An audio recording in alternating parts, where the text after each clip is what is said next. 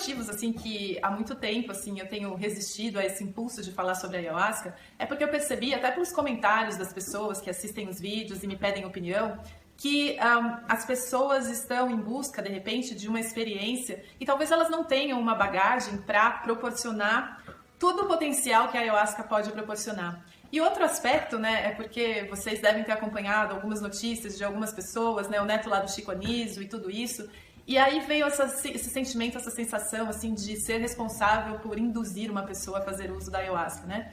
Mas aí, por outro lado, hoje, assim, eu cheguei ao entendimento que eu posso, ao invés disso, né, dar, assim, algumas dicas, alguns conselhos em como fazer isso com responsabilidade e como, entre aspas, tirar o maior proveito da ferramenta, né? Então, vocês já devem ter visto algum vídeo, inclusive até bem interessante, porque eu percebo que no meu canal a maioria das pessoas são pessoas que buscam informações sobre a ayahuasca, apesar de fazer muito tempo que eu não falo sobre ela.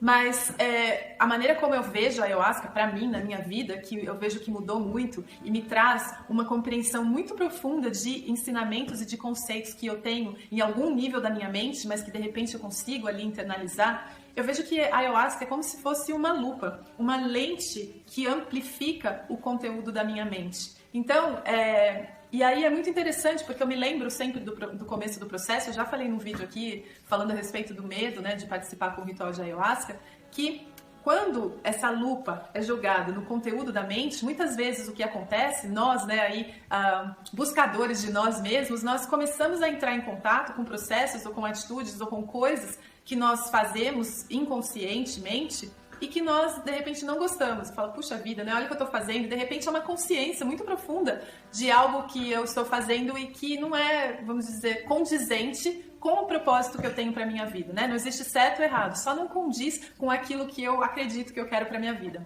Mas, então ela coloca essa lente de aumento, em primeiro lugar, eu vejo numa esfera mais externa, no sentido mesmo comportamental, manifestado daquilo, né? O meu pensamento manifestado em ação, palavra e sentir.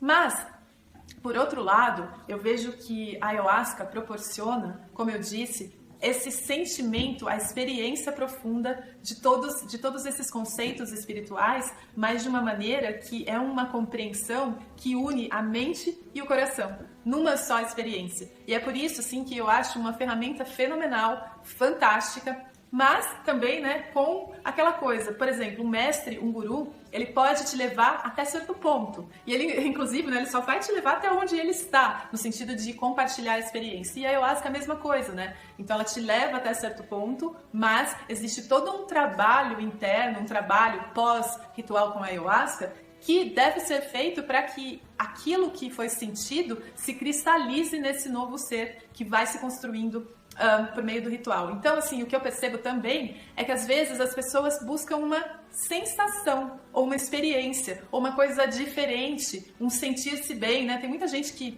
fala assim, eu vou lá, nossa, me limpo, me sinto bem. E não é só isso, ela pode te levar muito mais além. Ela pode te abrir para infinitas possibilidades se você fizer a lição de casa direitinho. Ou seja, primeiro, ter a disponibilidade de entender de uma maneira muito profunda que você é o único responsável pela felicidade da tua própria vida. E segundo, tendo essa consciência, essa disponibilidade para entender aonde, em que nível eu tenho feito as minhas escolhas, depois, quando eu percebo as escolhas que eu estou fazendo, ou quando eu percebo essa possibilidade de escolha, ou quando eu percebo qual é o meu real ser, aí sim eu coloco em prática, coloco em exercício tudo isso, todas essas visões que a ayahuasca me proporcionou. E assim, né, eu além de tudo, eu gosto muito de estudar, de ouvir, né, as pessoas que se dizem realizadas, iluminadas, enfim, porque o que elas estão fazendo nada mais é do que compartilhar algo que elas já vivenciaram, né.